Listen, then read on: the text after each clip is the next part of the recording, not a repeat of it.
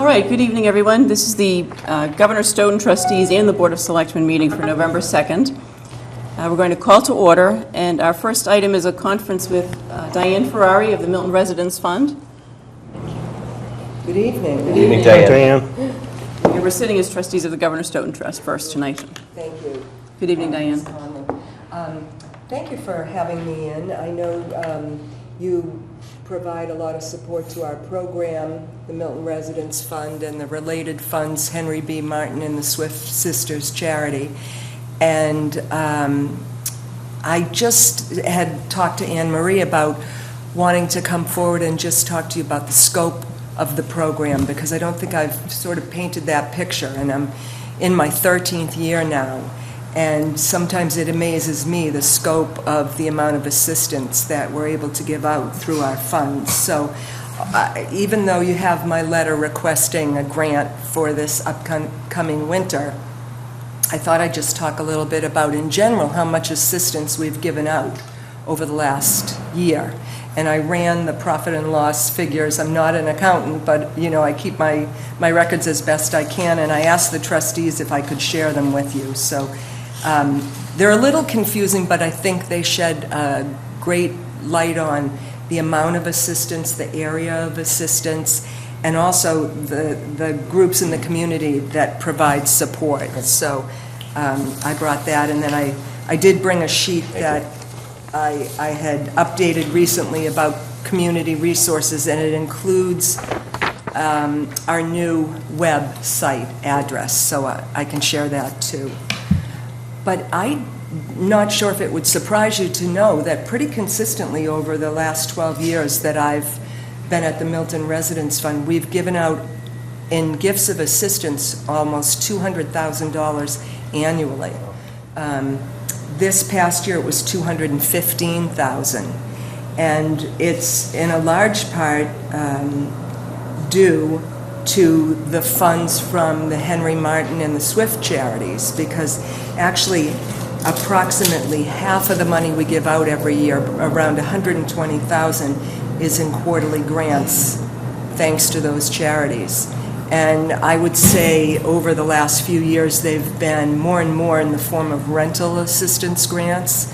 Housing has become an area of great instability for people over the last many years, with the increased expense in everyday basic food, clothing, utilities, and for a lot of people on the low end of the spectrum, the low wage earners and so forth, their incomes just aren't keeping up with what they need to meet those basic expenses. So we find a lot of requests to jump in and provide assistance to prevent electricity from being shut off, or to prevent gas heat from being shut off, or to provide oil assistance.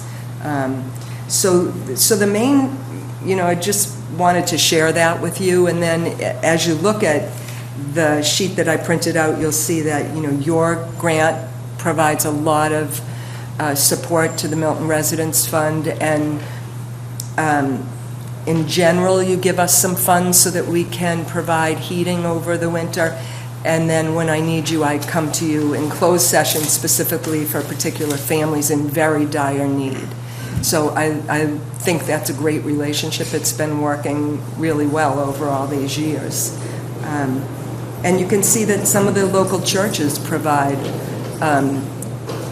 assistance, and also the Copeland Family Foundation provides a very solid grant of assistance to the Milton Residence Fund every single year. And we really couldn't meet the needs that we do without these contributions. So I guess the thing that I've been talking to other people in the field of giving grants of assistance, like the people at Interfaith Social Services and Quincy Community Action, and I've noticed a trend in the way the trustees are directing we use our funds, and what we've been doing most recently is giving fewer grants but greater amounts, because it seems that we We have people, a lot of people that we provide some assistance for that have other subsidies, food stamps, rental, housing vouchers, that type of thing. But what we're really trying to do is continue to use our funds where they'll make the most impact. And a lot of times that's the working class families where they're just over income for some of these subsidies. And so I think it's important to just give you a sense of where the money's going, and you know, part of my job as a social worker and administrator of the funds is to do some budgeting education and to do lots of referrals to other community resources, make sure they're getting what they're eligible for, and then our program can supplement that as needed.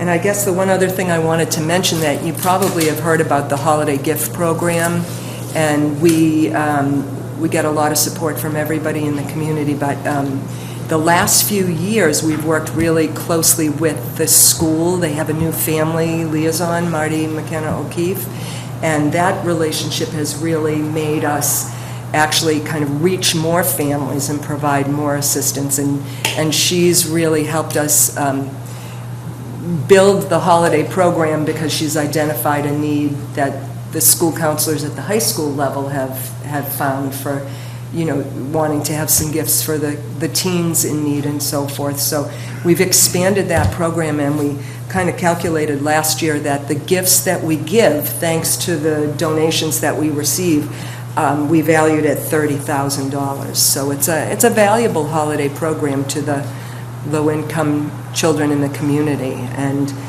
last year I convinced the trustees, or they accepted my request that I hire someone to assist me with the program.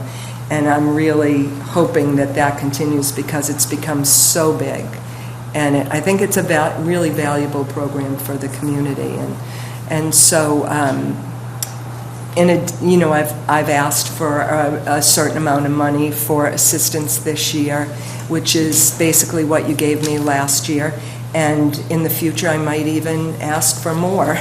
If you care to, you know, participate in subsidizing like the holiday gift program, probably costs about, well, I'm going to guess $4,000 or $5,000 by the time I have my assistant and we buy extra gifts to fill in the crack, you know, the spots that we don't have gifts for, particularly the teens. We work hard to get things for the teens. Anything else that I can say? As I look down the expenditures, what is the 1/4 grant? Oh, those are quarterly grants. So the Henry B. Martin, actually the Henry B. Martin Fund is larger than the Swift charity. And every quarter 40 individual grants are given under the Henry Martin Fund, Okay. and 20 are given under the Swift charity.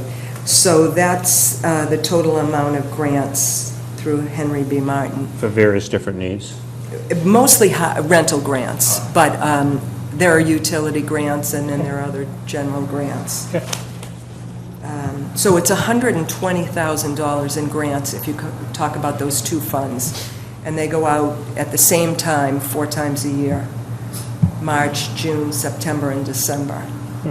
And the Milton Residence Fund gifts are more, you know, I'm constantly getting calls and referrals, and I see people in my office and then make a judgment about what type of gift we can give for that particular case.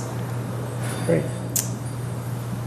There's the one thing that doesn't show up in the profit and loss is my salary or the rental amount that the Henry Martin and the Swift Sisters charity pay. They each pay 1/3 of the rent for my office at First Parish, and the church pays the other 1/3 because of there are 4 different funds. Well, Diane, I don't have anything to add other than to thank you for the good work that you're doing. Yes. And you're serving the needy residents that we have. I don't think a lot of people realize that we do have a lot of people in need, and you guys are doing your best effort to help. So we have a motion in front of us, and I'll make a motion to approve a request from the Residents Fund in the amount of $15,000 to give needy residents utility, water, and rental assistance. Second. Any discussion on the motion? All in favor? Aye. Aye. Thank you so much. Diane, thank you for giving us this information. Yeah, I This has thought it been would be Yeah, helpful. very It was interesting for very the public to interesting, hear and for us to hear. Right, thank you very much. Thank you. Okay, we also have a request tonight from the Milton Community Food Pantry. I'll make a motion to approve a request from the Milton Community Food Pantry Incorporated in the amount of $15,000 to support its dairy voucher program that allows client families to purchase milk and eggs at Milton Food Mart. I'll second. Any discussion? All in favor? Aye. Aye. And for anyone who's wondering, it looks like that leaves the balance of our fund at about $1,000. $300,000. It is getting low. Okay, so we'll adjourn the meeting of the Governor Stoughton trustees, and we'll call to order the meeting of the selectmen. First item on our agenda is a review and approval of meeting minutes. I'll make a motion to approve the meeting minutes from October 4, 2016, as written. Second.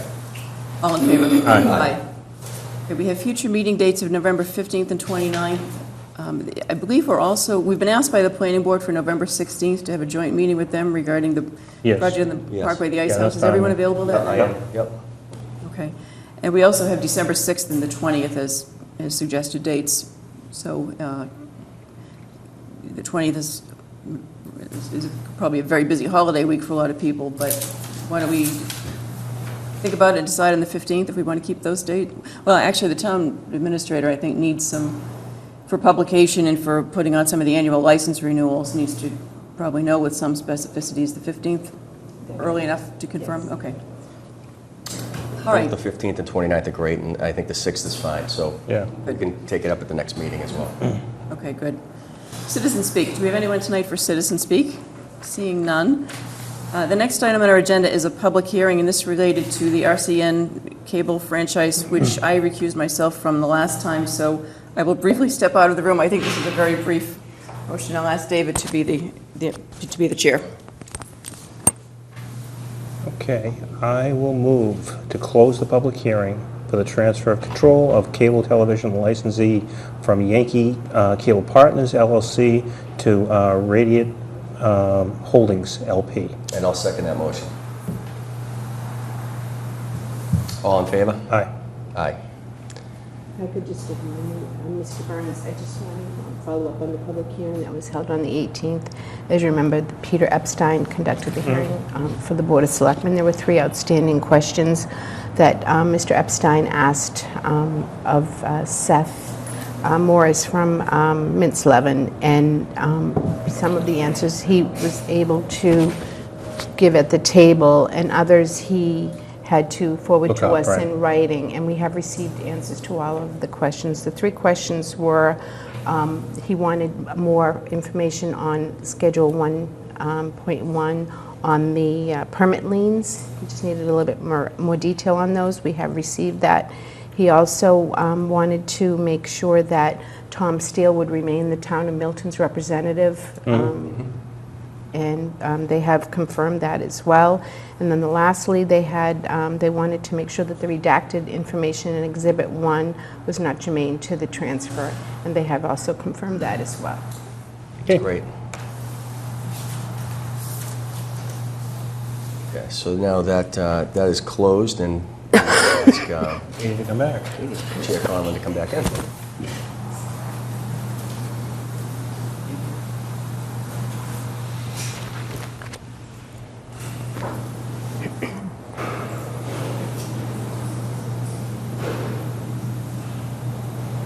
All right, the next item on our agenda is number 6, which is a discussion and selection of the town administrator. And at our last meeting, we interviewed the 2 candidates and had a brief discussion at the end. I think both of you probably said a little bit more than I did at that meeting. Boy, the planes are loud tonight, aren't they?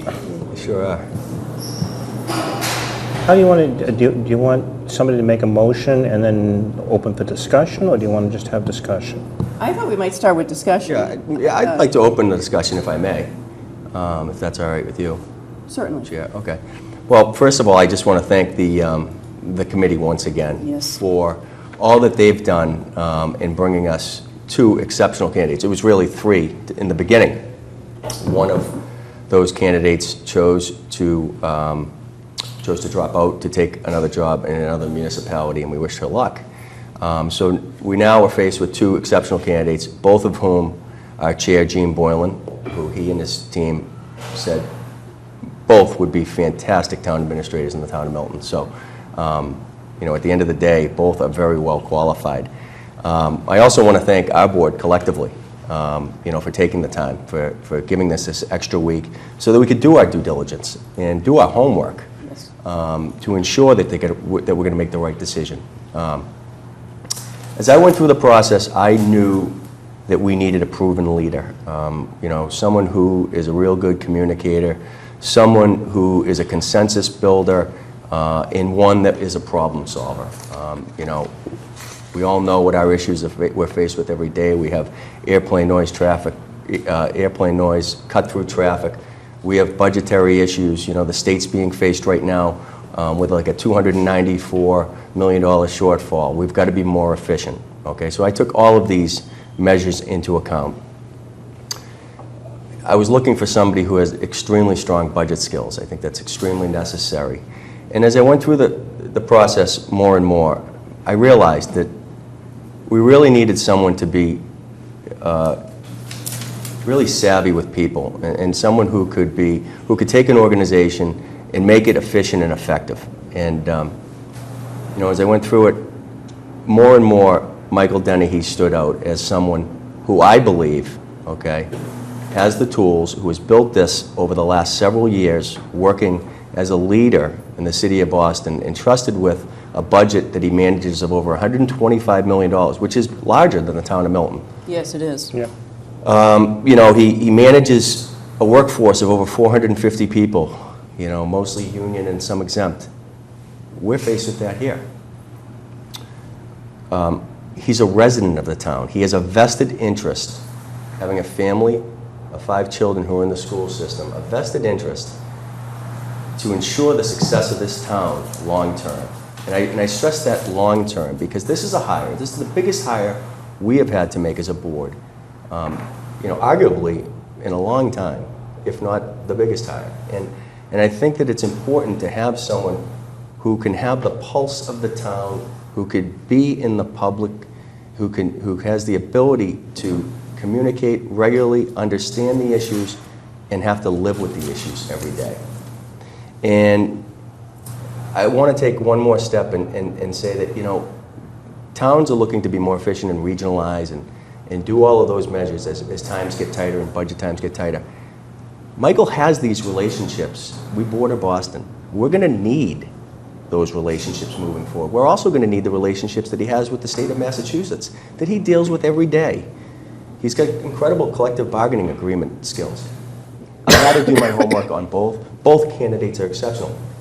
Anthony Marino is an exceptional candidate. I believe, though, that Michael Dennehy possesses the skills that we need right now as a problem solver and a guy who can lead this town forward, enhance the constituent services. So I'd like to propose a motion that Michael Dennehy be named our next town administrator. And again, I'll second the discussion. In discussion. Mr. Hurley, you and I probably both want to talk to the motion, so Yeah, you can go first if you want, or I can go first. It doesn't matter to me. why don't you go first? Okay, and I agree with a lot of what David says, you know, in terms of, I think they both have some very good skill sets. They're both very good candidates, and I think you have to commend the selection committee for the job they did in narrowing it down to the 3 that they did. I kind of just put on a balance sheet strengths and weaknesses, and I just kind of want to go over those. And I kind of preface this by saying, as you know, a lot of these strengths are only what I could call out of either resumes or the discussion. So, I mean, you can never know the candidates fully. It's just, you know, especially in a 45-minute interview. But as I see Anthony's strengths, and there are 12 or 13 of them, his experience and understanding of the role of a TA, because he's been there. Somebody that's able to bring either different or new perspectives to the town of Milton, because again, he's got a body of knowledge, you know, from another town. He seemed to have a good understanding of strategic planning, seemed to have a very strong vision of economic and business development, appears to have good interpersonal skills, has some experience with regionalization, appears to understand the need for communication and transparency. I was very impressed, again, from the accounting side of me, that he went through the process of a GFO, a comprehensive budget, which is extremely, much more robust than any kind of budget that we do. Can you explain that, Tom? I'm not too familiar with GFAO budget. GFOA is a I forget what the acronym stands for, Government Finance, I forget what the OA stands for. That's okay what it stands for, but in But essence basically, what it is. it's just a, they kind of, before there were accounting standards by an accounting standard setting board, GFOA was kind of the standard setter. And they came out with many recommendations, including the comprehensive annual financial report and this comprehensive budget, which is just a form for creating the budget, which looks at much more statistical information and just is much more robust than just typical numbers on a piece of paper. So I was impressed that the town of Hanover had gone through that process. He has a commitment to technology and enhancements to maintain services and reduce costs. He has municipal construction supervisor skills, which again, is, I think, a plus. He has a master's in public administration, or he will have a master's in public administration by the end of next fiscal year. He's a Massachusetts certified public purchasing official, so he's gone through that designation. He's a licensed building inspector. He has experience in dealing with consensus building with other departments not under his control. So those are the things that I kind of saw as his strengths. Now, and again, I preface this on Michael's side because Anthony's resume went into a lot more detail than Michael's did, so he may have some of those skills, I just don't know. But I did see his strong DPW background. I don't think there's any question that the most complex department to deal with under the TA's control is DPW, because it's always in the public light, and it deals with so many different things, between water, sewer, potholes, roads, trash, plowing. I mean, it's just, there's just so many places that you can fall down and get criticized that I think Michael's strong background in DPW could be a huge advantage to the town. It was apparent that he had strong budgeting skills, and from my conversations with other people, he's got very strong interpersonal skills. He's a good communicator. He's got some good education background between Babson for his undergrad and Northeastern for his master's. Again, as David said, strong leadership skills, very strong. I think his department is over 400 people. That's probably the size of Milton, and if you take away the schools. The ability to manage large staffs. I too agree that while I don't think it's my top priority, there is something good about being invested in the town, and he is invested in the town as he's a resident and has kids in the school system. And finally, that he has good political and state and municipal management contacts, which again could be very helpful in the future. I just, again, worry that those other, there's 8 there, there's 14 on the other side, that there's a whole bunch of things that I don't know if he has the skill set right now for. And not that you can't learn those, but that's a concern of mine. I agree, Tom, and I took a very similar approach in looking at the strengths of each candidate and looking at what I thought each would bring to the table. As I said last week, I think we have two very good managers, and they have different strengths, and that's what makes our decision a tough one. The commonalities that I would list are that they both have good management experience, they both have good leadership qualities. I thought they'd be energetic leaders in this position, which is what we need. I thought both of them would be focused on constituent services, and both of them spoke to using technology to deliver constituent services, which I liked their answers of both of them to those questions. And the word innovative came to mind for me for both of the candidates. I thought Mike Dennehy has deep experience in public works. That's clearly where he's worked his way up. He's the commissioner of public works in a big city. As you said, Tom, he's responsible for a very large, or David might have a very large budget, and he does have the 450 employees that he manages. He also does have a strong commitment to Milton as a resident and as a parent and active in youth sports. So I know that he's active in the community. I thought he was a good, solid candidate. I thought his deep experience in the critical area of DPW makes him a particularly good candidate. That experience is, and I think Tom brought this point out well last week, is that it's narrower than what you traditionally see for a town administrator. What I thought Anthony Marino's strengths are his broader and more traditional experience as the assistant town manager in Hanover, where he does oversee 5 department heads. He has collective bargaining experience. He also has a planning and economic development background. And I recognize that public works is very important. I agree with both of you. That's a critically important department. It's one we'd like to see more communication, more constituent services. And it's the one that we set aside the other big departments, the police and fire. DPW is the one we hear the most about if a street light is out or if there are snow plowing issues. But planning and economic development are also very critical areas for a town administrator. We have a planning board, and we have now 2 professional planners on the staff.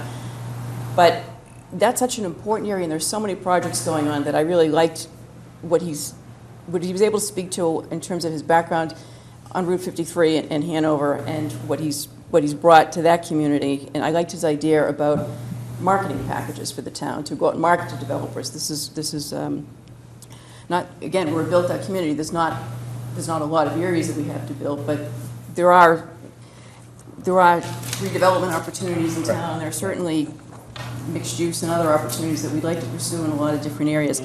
I liked the fact that Mr. Marino had experience in a decentralized government, because it's a different system than Boston. A mayoral system is different than a town system in that, and I thought Anthony's responses on the questions about the decentralized government and budget based on that was a good answer. He's experienced the transition in Hanover to both a strong town administrator and a 5-member board of selectmen. And I thought his response to the questions on the role of the board, the role of the town administrator, and how the board and the town administrator communicate would be very important. I liked his idea about submitting a weekly report to the board so that it probably cuts down on some phone calls, and it probably gives a little more detail as to what the town administrator is working on to keep the board informed. I thought he would have less of a learning curve than Mr. Dennehy may have, because he comes from a sort of an outside-the-box, non-traditional, less broad experience role for the position. And I thought that was important because we've transferred a lot of authority and a lot of responsibility from this board to the town administrator, and that's been a long time coming. I remember back in 2011, 2012, when Mrs. Fagan and I were together serving on the Town Government Study Committee, and the discussions about it were getting started, and the strong town administrator, and then this board a couple of years after that, really kind of trying to take the lead on that and working with the Government Study Committee to modernize our town government and bring the warrant article to town meeting, get the special legislation passed. So there's been a lot of people involved and a lot of work involved in really revamping the position and making it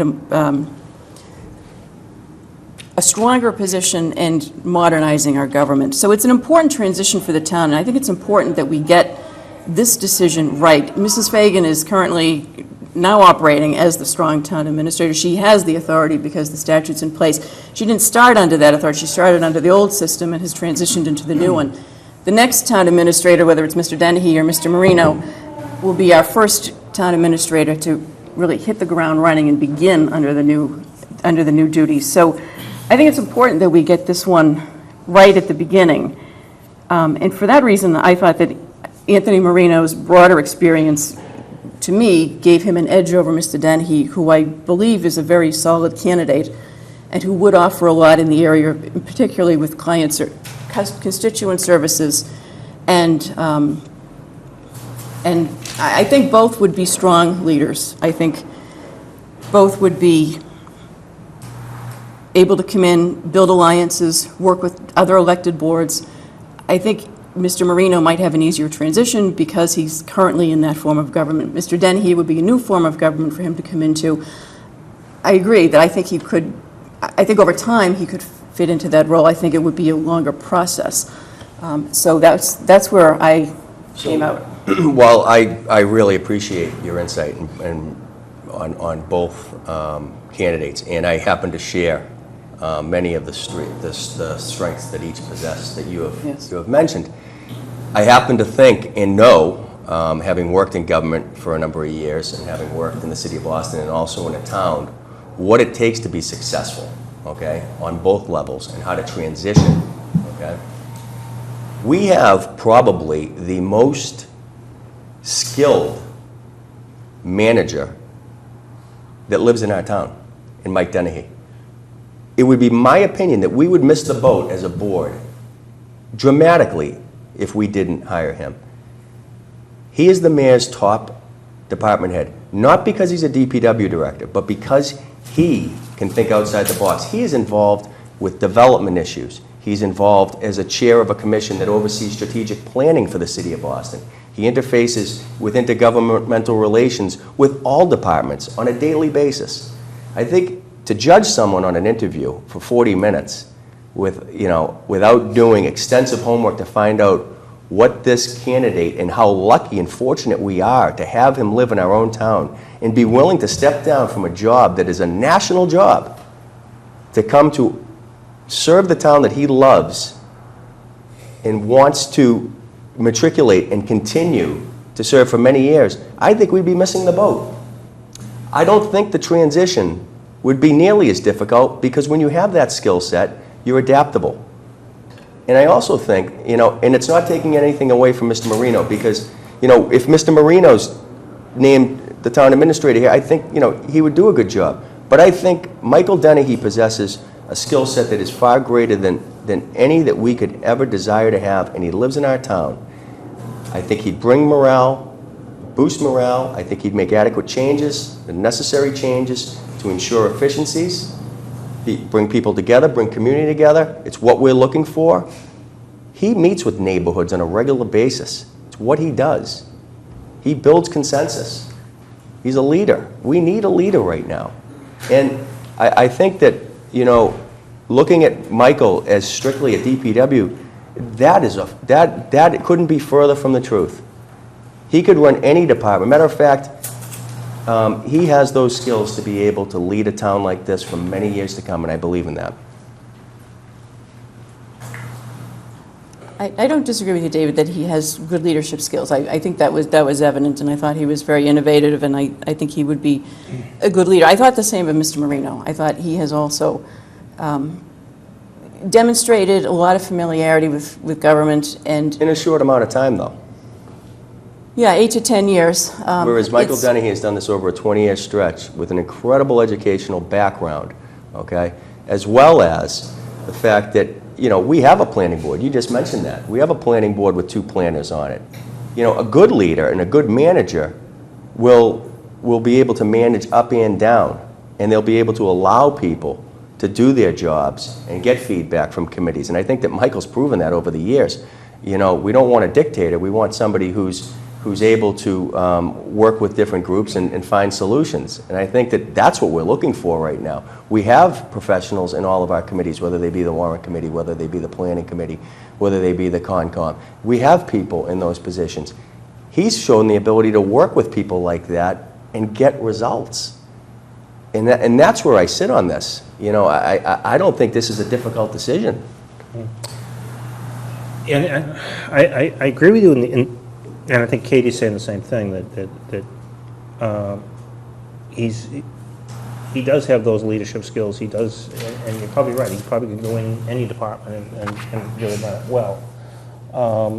And because of what he does, and you're right, he has to work with different departments. So he's got 400 people, so he can't run that department by himself. He's got to know how to use people and use their skills and properly in order to get the job done. I still have a little bit of concern that, you know, if you're at the top and don't know where you want to be, then how do you use those people? You know, in other words, I don't know what, you know, if I don't know what a 40B is exactly, if I don't know what some of these things are yet, then how do I, even though I have, you know, the skill set below me someplace, how do I bring them in, you know, without kind of knowing where I want to be? For any person who's coming into this job, they'd have to learn how this town has operated and the nuances. Yeah, that's true. You know, so whether it be Anthony Marino, Mike Dennehy, or anybody else, they're going to have to learn. And you know, I don't think that, you know, again, you know, I think you look at the person's body of work and their experience over a long period of time, and the fact that they're vested. I want to get this point across, and I know you said it wasn't one of your top priorities. A vested interest living in this town as a resident. Okay, that I know. We were entrusted, okay, as elected officials to make the best decision based upon what the community's desire is. It's the community's desire to hire a guy like Michael Dennehy, and I'm sticking with that. And you know what? I take this very seriously, and when I take a vote like this, of this magnitude, that matters to me. It's the town that I live in, it's the town that I serve, and I know that that's what the community would like. Yeah, I think our decision has to be based on what do we believe is in the best interest of Milton, and we may have different views on what's in the best interest of Milton, or how we deliver what's in the best interest of Milton. My reasoning is based primarily on breadth of experience on the interview process, and you know, I agree though, David. I think Mike Dennehy certainly does have leadership qualities that he would bring. The committee wouldn't have recommended the candidates if they didn't think that either one of them could do the job. There may be a different time frame in which the candidates could come in and perhaps get up to speed. Each of them would have to meet a lot of people, brand new, get to know Milton, get to know Milton town government. Notwithstanding that one of them lives in the town, I think just the workings of town government itself is something that even a resident of the town who is not currently in the town government would need to still have some introduction to. So I think both of them are facing that, and the reason I said that I gave the edge to Mr. Marino is that I know that, you know, we've begun and we're still going through this process. On the ballot in April, we'll have a question for 5 selectmen. Mr. Marino's been through that process. I thought that gave him a lot of good experience to bring to Milton to help us, not only our board, but other boards working with a strong town administrator, employees in town hall and in other buildings working with a strong town administrator, and residents. I think they both would do well with client services and customer services, but I do think Mr. Dennehy certainly has a lot of strengths in that area, especially in public works. I mean, that's an area where we do need some improvement. Tom, I'm sorry. No, I mean, a lot of the same things you said, but a couple of things. Well, number one, on the technology side, you know, I think what one of my pet peeves here is we're just so far behind the times in technology here. Part of it's money, and I don't know what the other part is, but we really are. And I think Michael can certainly bring that to the DPW. Right now, we've got the work order system that we're afraid to put in place, because if we put it in place, we're going to find out how far backlog we are. Now, honest to God, that's why it's not in place. Yeah. Have you thought about, you know, saving money real fast, real soon? His relationships to the utility companies, his relationships to many of the people that we do business with every day, he can make an assessment. That's what he does. Mm-hmm. You know, he's always told to work, you know, do more with less in the city of Boston. The mayor does that all the time. Yep. They cut budgets quick. You know, and we need people who are skilled and quick on their feet to be able to make good, sound decisions. And in this role, that's the role, is to make good, sound decisions. That's why we went to this form of government. A problem solver. I want to say that again. A problem solver. We have problems, okay? We need them solved quickly and efficiently, and we need residents to know that we're following what their needs are. I don't think there's any doubt that he's got a lot of good skills, and I don't think there's any doubt that he couldn't learn the skills that he doesn't have at this point, or at least that we perceive that he doesn't have, because I don't know for a fact. The only way I would envision myself voting that way would be, A, that he would have to take the MMA Suffolk University town manager or town administrator's Certificate, leadership certificate program, yeah. That's an excellent course. It's an all-summer course, and I think you would pick up a lot of the skills doing that, but you would have to do that. He's going to get some feedback and some ideas of what other towns are doing by taking that course. I think, because I wasn't totally convinced that he had a lot of a depth of knowledge of strategic planning, and I would basically require that some, at least college level courses be taken in strategic planning to pick up that skill set. You know, I'm happy with the MMA leadership or certificate program, but, you know, back again, we're talking about a 40-minute interview program. Yeah, we don't know. for a fact. Well, I know that he's the head of strategic planning for the city of Boston, the chair. So they wouldn't put him as the chair of strategic planning if he wasn't a good strategic planner. Yeah, I guess the issue with classes, now, I know that's come up in the past. I understand the merits of what you're saying, Tom. I think training and further education are always good things. The challenge in this office has been, it's such a busy job to begin with, and we don't have, we have an assistant town administrator who's now a full-time human resources director. We don't have the same support for the position currently. Hopefully we're going to address that in the 18 budget, that there is for the town administrator. There had been in the past, where there was kind of a right-hand person to be the town administrator's at least half-time. That person still did some HR work about 50% of the time, but also was committing about 50% of the time to different projects that the town administrator needed to delegate, and that doesn't exist right now, and it's very difficult, I know, for our current town administrator to be able to take any time for classes because she's here all the time. So that would be important. I'm just wondering realistically whether that's something that we'd be.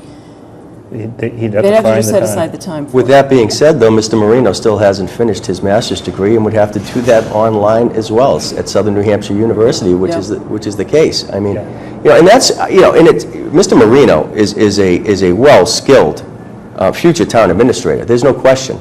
Okay, but I'm so passionate about this hire because we have him living in our own town, and you have a national leader, okay, in your own town, who, you say hit the ground running. Yeah, hit the ground running actually, and make some real good efficiency changes immediately. And everything else, I mean, he's a brilliant individual, a Babson grad with an MBA from Northeastern. He could teach a course in public administration with all of his experience. For me, this is an easy one.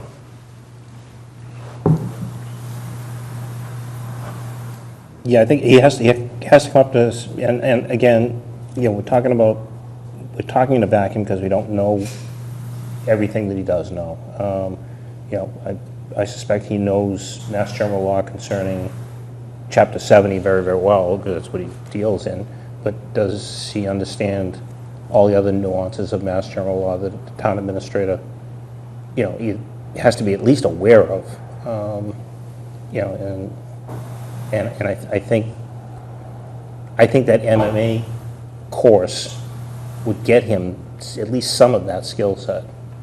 I would be in favor of that, and I will tell you that other towns, one that I worked in Westwood, actually favored employees to go and get courses taken in the MMA. They essentially, a lot of their department heads, they wanted them to do it, and they took all day Fridays off and had them complete that. Mary Beth Bernard, the assistant town manager of Foxborough, went through that program. You know, these are things that other towns and cities are doing actively. You know, Yeah. I know the city of Boston sends their top leaders to the Kennedy School of Government for a certificate program. So this is not uncommon. So one that I think you raise a great point, Tom, that I think if that was a concern, that, you know, a guy like that would obviously want to enhance his skill, and that would only make him stronger and form more relationships to other towns. When does that course start, Anne Marie, do you remember? Midsummer, is it? No, it started in maybe March, April. We And did it have, went we for- did have one employee go through that We program. did, Clark, your yeah. town Bill Clark. planner. Your town planner did. It's a fabulous program. A number of my counterparts in other towns and cities have gone through it. It's a fabulous program. So like I say, yeah, if we were to choose Michael, I think that would have to be mandatory in my mind. But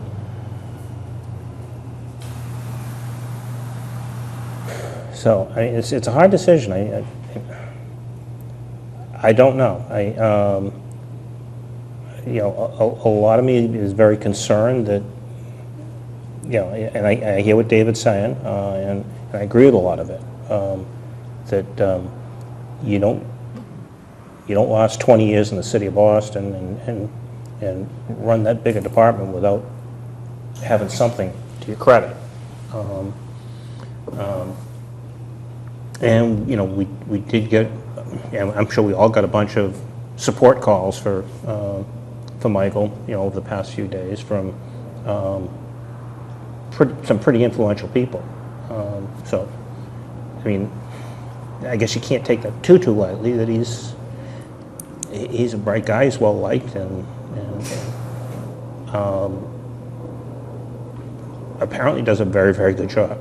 So, I mean, but I think, Anthony, again, I think you're right. I think he hits the ground running a lot quicker. It's just, David's argument is, in the end, who wins the race?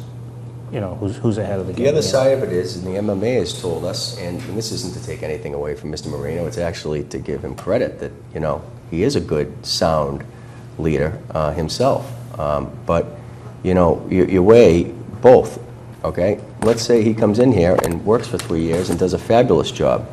Well, there are other bigger jobs than the town of Milton. And the MMA tells us often people move on quickly once they establish themselves. I take that into account. You have a guy who's who would leave a job that he doesn't need to leave, one that the mayor does not want him to leave, but because he appreciates him and this fact that it would be a family decision to come to the town that he loves and lives in, that he'd be willing to make that move. That's credible.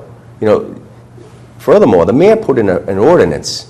This should tell you how good this guy is. Put in an ordinance for him to allow him to live in the town of Milton and work in the city of Boston, specifically because he's that good. And, you know, having worked in the city now and having worked in town government in Westwood and now being a member of a great board, I think I have some experiences and I've seen a lot.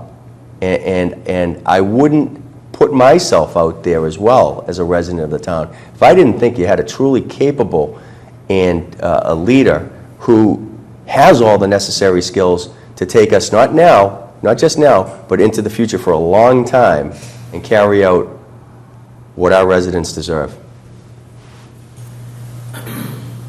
Yeah, I mean, I guess that's not a bad point, you know, the continuity of,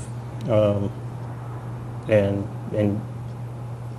you may be right that, you know, you get somebody invested in the town, he's more apt to be a long-term employee.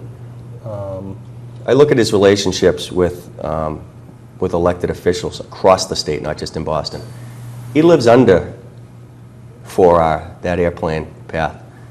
What better person than to have a vested interest fighting for your town who has can pick up a phone call and talk to any one of those elected officials at any given time because he has earned their respect.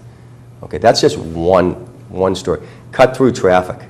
Okay, you're dealing with a problem solver here. A guy that has relationships regionally, he can build those bridges and form those networks to help us change how traffic is done. So, I mean, that's what I see. I see that.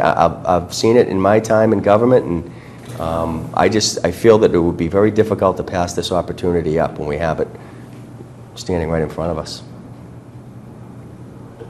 Yeah, on the point of longevity, I know when we've been working with the MMA, we had Charlie Cristello about when we were working with others from the MMA on the drafting the special legislation. And that was some discussion. We went from, in Milton, having a long-term town administrator, Mr. Cronin, for decades, and then we had 4 who served after him, of varying terms, but in comparison, shorter terms. Mm-hmm. And my understanding from Charlie and from the others in the MMA was that, and some of the programs that we went to, some of the selectmen's meetings, was that the trend these days is really that candidates often serve for a couple of terms, 6, 7 years, 8 years, and often they move on to another community. So I think living in the community, as both of you brought out last week, does have its benefits. It's not a guarantee that the person may be in the position for a long period of time, but that could be the case. So we don't know what a future board may do, or a future expanded board, You never know, or yeah. whether someone's career may take them. But that's something that is a factor to be considered. When you go back, though, when you look at the candidates that came from outside of town, they didn't last long. Well, yeah, somebody said that to me the other day, and there were 2 town administrators, and I won't say who said it, and I won't bring up any names, but how is it that one of them went on to be a very successful and very long town administrator in another community, and very well respected? What did we do wrong? I don't know. Yeah, no, but my point is that when we have hired within the town, we've done a good job.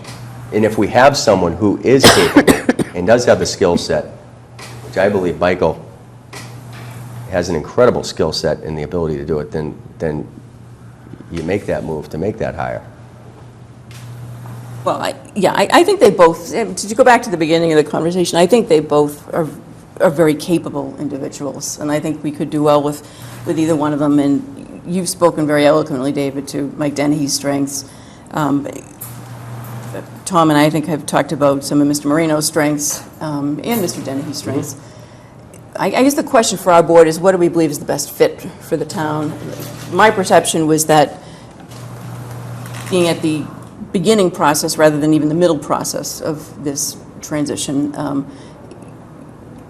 a breadth of experience had something to offer. However, I acknowledge that a lot of what you've said about Mr. Dennehy also would bring something to the table for Milton. So I think, again, there are strengths to each one of them, and the balancing that we have to do, it doesn't sound like we've had a consensus yet, but it would be nice if we could come to a consensus.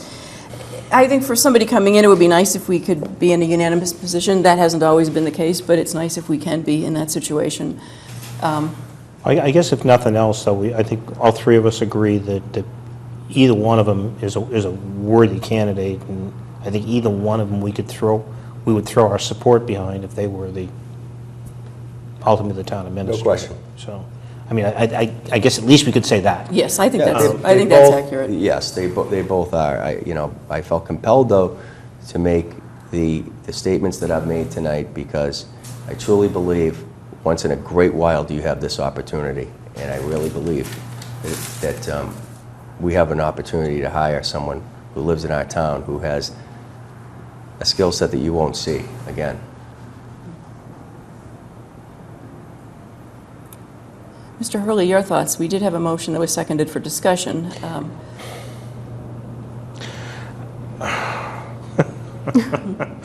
It's tough. It really is tough. I mean, I can see both sides. I really can. I think a lot of what David says is true. That he is an extraordinary person. He has to be to manage that kind of department, to last that long in the city of Boston, to be that well respected in the city, and I believe that he honestly is.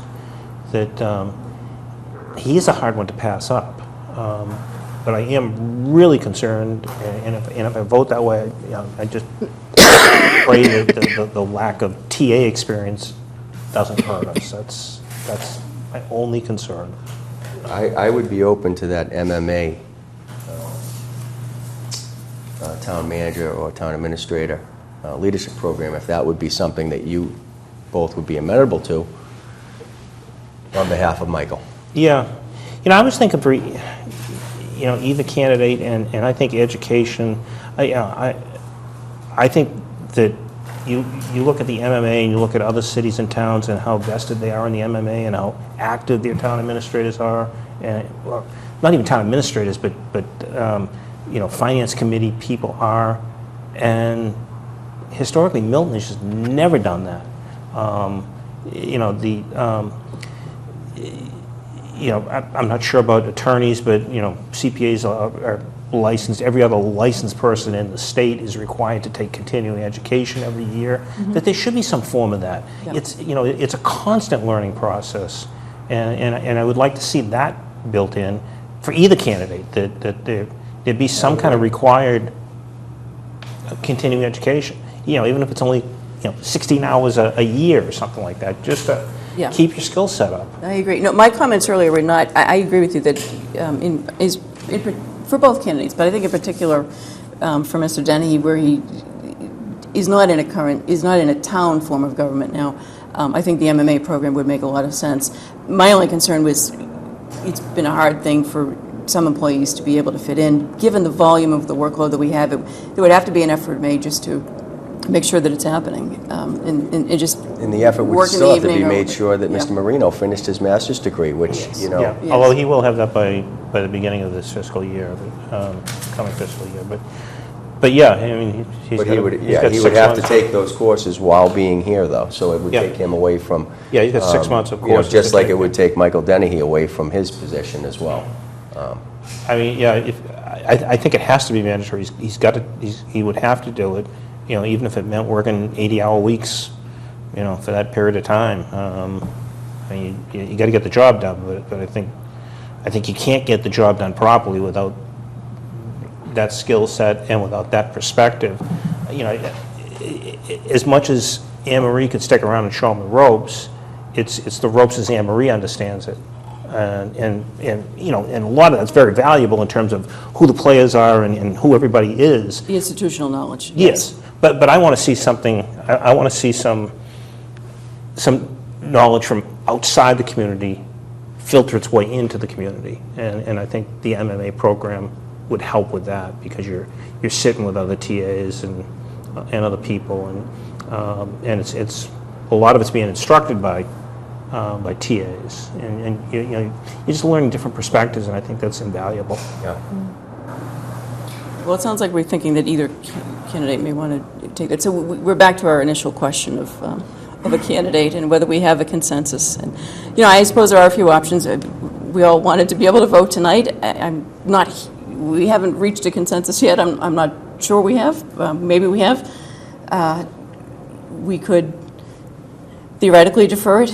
It's a little after 8 o'clock, and we do have at least one person here for another item. We do not have a long agenda tonight, but we've I mean, I guess I'd rather not defer it. I think that, we've...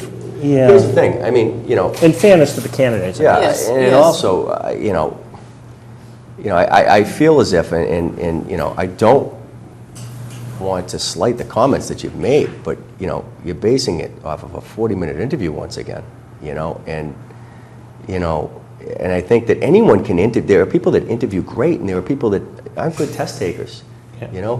and, I could go in with all the catchphrases to tell you what you want to hear, okay? This guy's done this for 20-plus years, okay? He has more connections than we could ever dream of across the city and the state. And when we talk about regionalization and all of those things, that's where we're going down the road, okay? Being a TA is not brain surgery, okay? You have support. You have boards and committees that help you. And I'd like to take a vote tonight.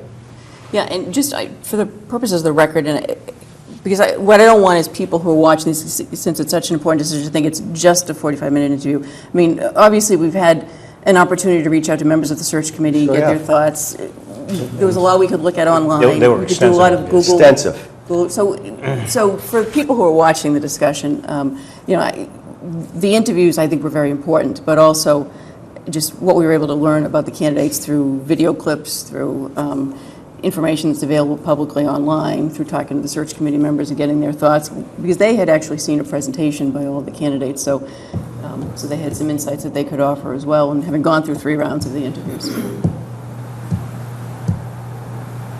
Absolutely. And I spoke to several of those committee members and got feedback from them, and spoke to several people where each employee has worked and gotten recommendations and got an insight, and that's where I based my final decision.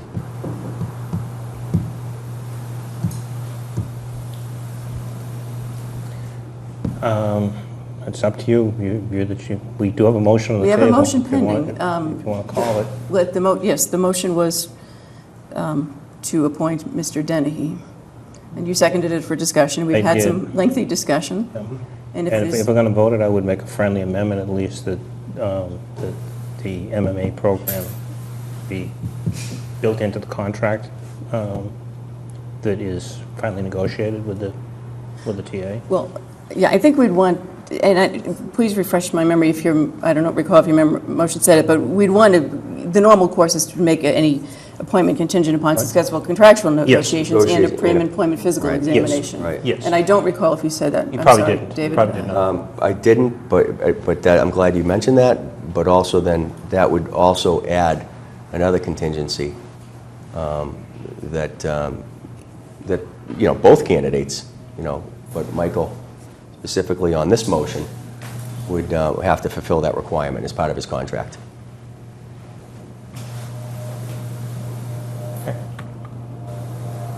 You want to vote one at a time? Well, I'm sorry, that you were going to say something No, else. no. Okay, then do we have, so motion has been made and seconded, and we've had discussion. All in favor of the motion? Aye. I am. I will make it unanimous. I believe it, for the sake of the incoming candidate, it should be a unanimous vote, because that shows the person that they have the full support of the board. So I do think that's very important. Yeah. It was a very, very difficult decision. It was Very difficult. It was for me as well. And Very difficult, in speaking to a lot of people. Both had incredible backgrounds and experiences, and I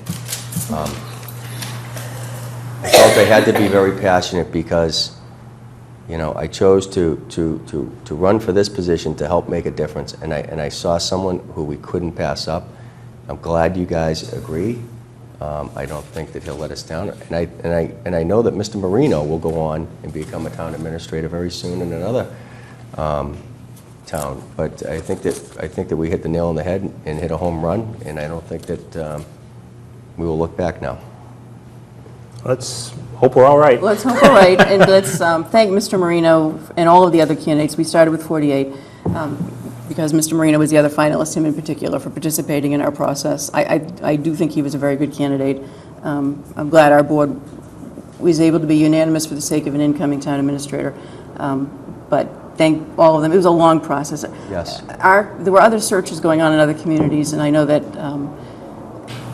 it seemed like our committee did extra, or perhaps more rounds of interviews than perhaps some others did, and really thoroughly vetted the candidates for us. And again, they deserve a lot of thanks for all of their hard work and Yeah, efforts absolutely. over the course of many, many months. Yeah, they did a great job. They really Great. did. I agree.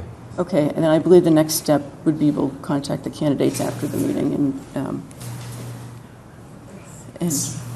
okay. The next item on our agenda is the Council on Aging Senior Tax Work-Off Program. Okay, I'll propose a motion to approve the 2017 calendar year senior tax work-off program. I'll second that. Any discussion?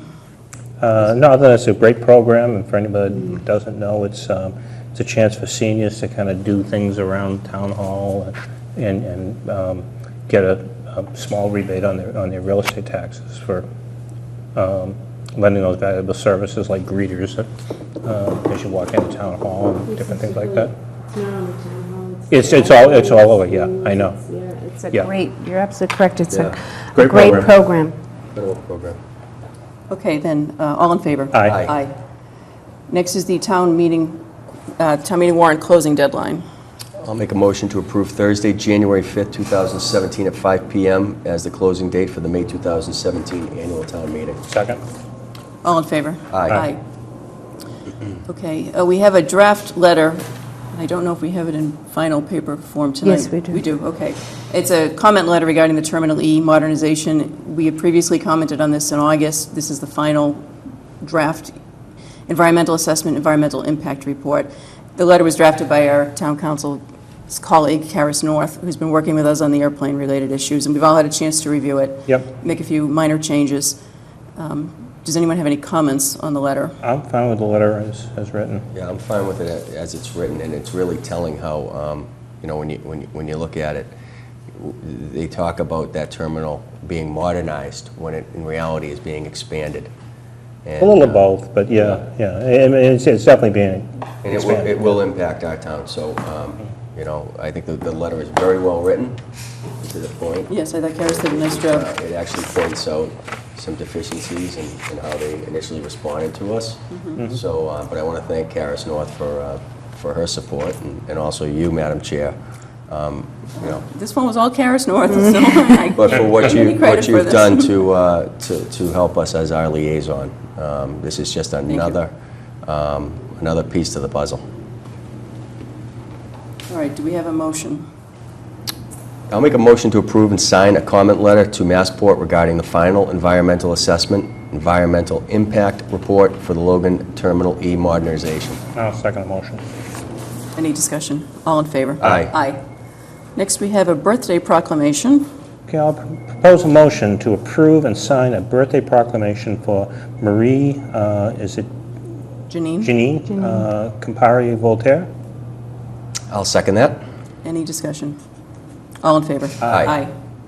Here. Happy birthday. Okay, we have a vote, we have an appointment to the retirement board. We voted this, I believe, at our last meeting, Yep. or previous meeting before that. We need to reconsider, there was an incorrect word in the draft motion, it should be to reconsider the vote. And then the problem, it was just a technical problem, the previous motion had an incorrect month for the end of the term in 2018. So this is just a technical correction. I'll move to rescind the vote for the retirement board appointment taken on October 18th, 2016. I'll second that. All in favor? Aye. Aye. And I will further move to fill the vacancy created by the resignation of John King by appointing Paige Apolito as the Board of Selectmen's representative on the retirement board to serve through August 2018. Second. All in favor? Aye. Aye. Okay? Item 12 is... You came running in just in Perfect time. timing. And we have the rabbi here also from Congregation Beth Shalom. on Rabbi up. Benjamin, please join us. Give me a... This is Hi, Rabbi.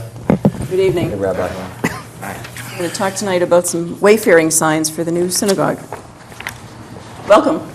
Thanks so much. I'm really mostly here to thank everyone who helped us figure out how many signs we need that would best help people find their way, and also to figure out where is the best place to place them. So pretty much it's a thank you and to answer any questions that you might have about the signs. Are these signs going to be similar color to the Milton Hospital, the blue color signs, or the wayfaring that they have? That's a really good question that I don't have an answer to. Have you seen the sign? I know that there were two different possibilities. The last one I saw was green, but I don't think we have any preference as long as the message stays the same. Yep. I mean, it would be kind of, We're happy for it to kind of be- nice just to have all the wayfaring signs, Consistent. consistently colored. Sure. I don't know if there's any state rules. I don't think for- there are. There's no rule to it, but the other is, no, there are two signs for the Boston Bible College, and they're not blue. I thought the blue were for safety, which is why I thought the green would be. Green is good. Good point. You usually see blue for hospital. You see a big H, or Yeah. you see Here Yeah, we but have. they're Milton wayfaring bid signs. With an Yeah. H. Right. These are a little bit different. Yeah, I mean, I'm not particularly concerned either way, but, I think the blue ones are for safety, public safety purposes. If there is, I will let you know tomorrow morning, but Alright. I didn't see the sign, I just know what it's going to say and where they're going to be located. Yep. I know that the locations were chosen carefully by, I know the temple had a lot to do with it, but I know that this was done with Joe Lynch, sitting right there, picking the sites and talking about the different streets, where they would be located for posts and stuff. So I know that he's looked at them. I know there is no Mass General law that's going to regulate where these things go. They are in the public right-of-way, so these are strictly wayfaring, strictly identifying a location. yeah. The size of the signs approximately? They're bigger than the piece of paper. A little bit bigger, I think like they're that size? They're about that size. Okay. All right. And Rabbi, is there anything you would like to add or bring to our No, attention? just that we appreciate all the cooperation and help and advice we got on how to do this. I know, I took it to sign review, and they're like, no, that's wayfaring, we don't do that. We're back through all of our zoning, no, it's wayfaring, we don't do that.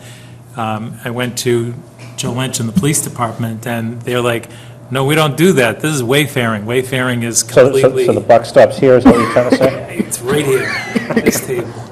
I get to come and you get to vote. Okay.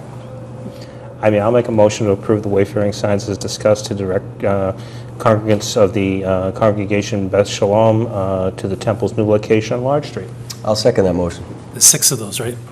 It's actually not on Lodge Street, That's true, it's on, Lodge and Schumann. Pleasant, leading in. off of Lodge Street. Right. So let's have a friendly amendment to that. The temple's new location on Schulman Way off Lodge Street. Look, I'm fine with six- that. If you'll take that as a friendly I will amendment, take that I'll as a friendly offer. amendment. There's 6 of these signs Yes. that go around. Yeah, I saw the location. Yes, we saw the so fine. locations.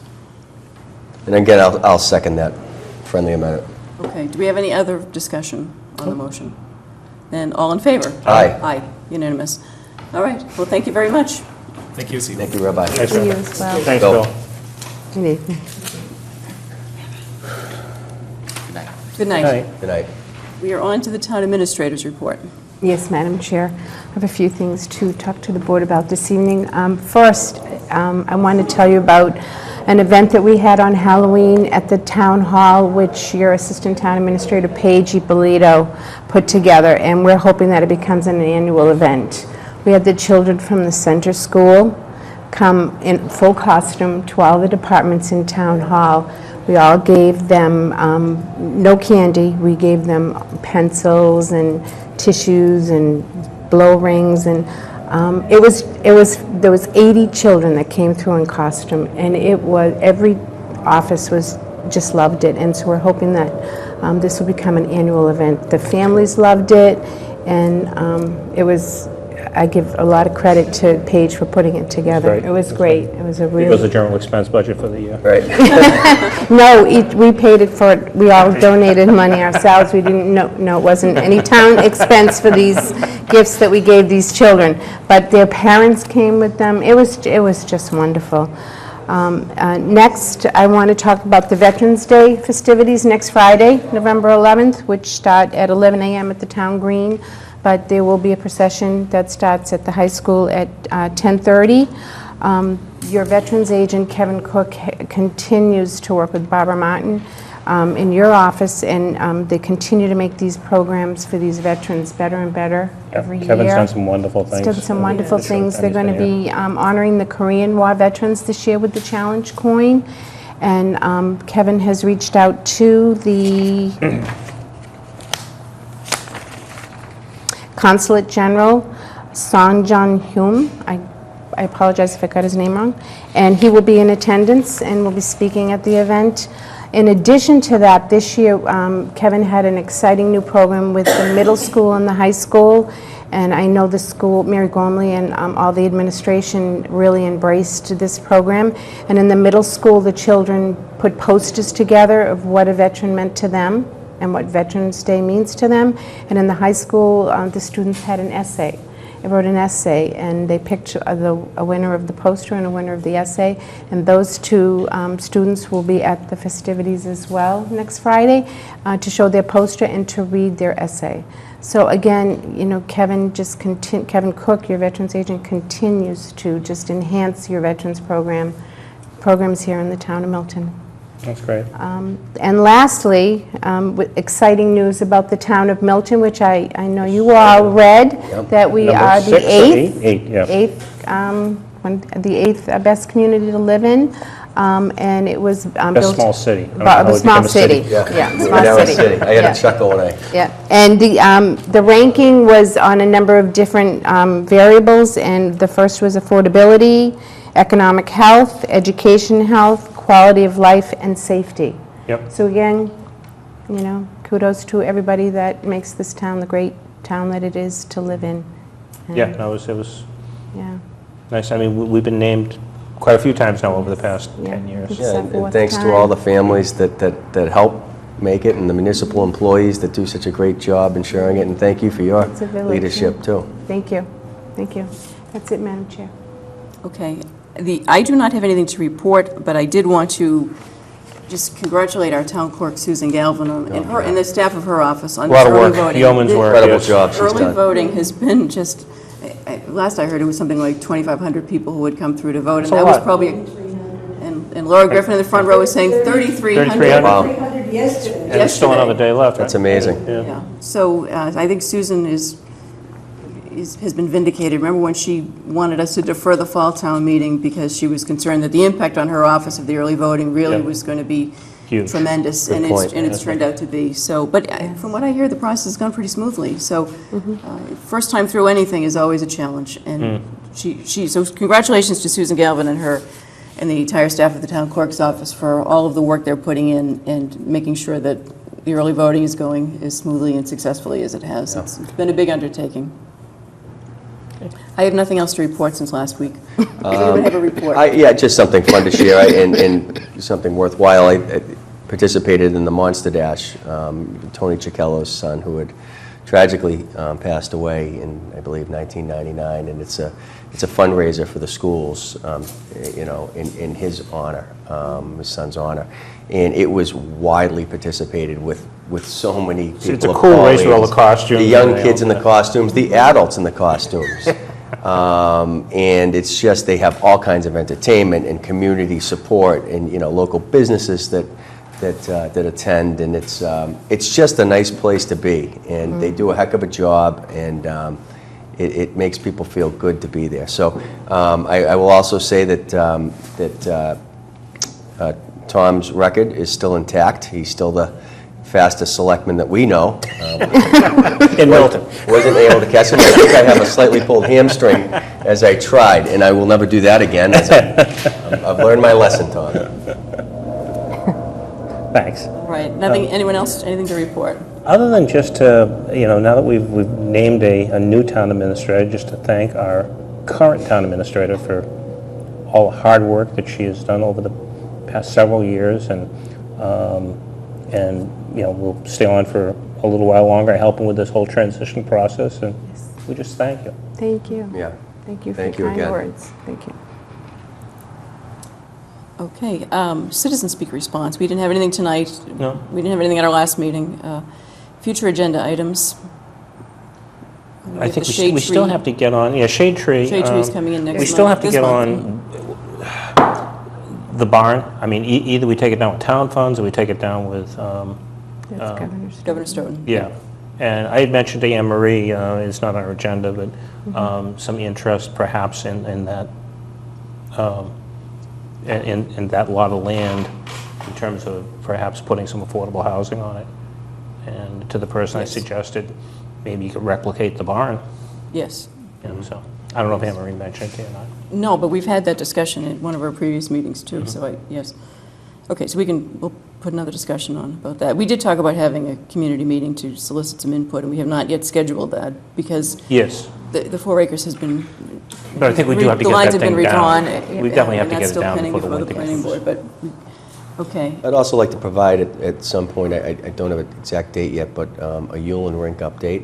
We're going to be meeting with the DCR and Curry and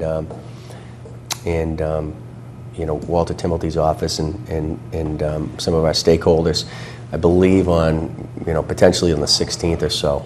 The 14th or the The 14th or the 16th of November. So I think that we're moving that along, and I think that it'd be appropriate that we give the board and residents a report on that Like an update. sometime there afterwards, okay? I know a lot of that is hanging on, is it 10 years, is it 25? Yeah, and I think that in this next meeting, we'll have a lot, we will have moved forward with a lot more answers and clarity. Good. Okay. Okay, if we have nothing else, then we have no executive session tonight, so motion to adjourn? So moved? Second? Second. All in favor? Aye. Aye. We are adjourned at 8:26. Yay.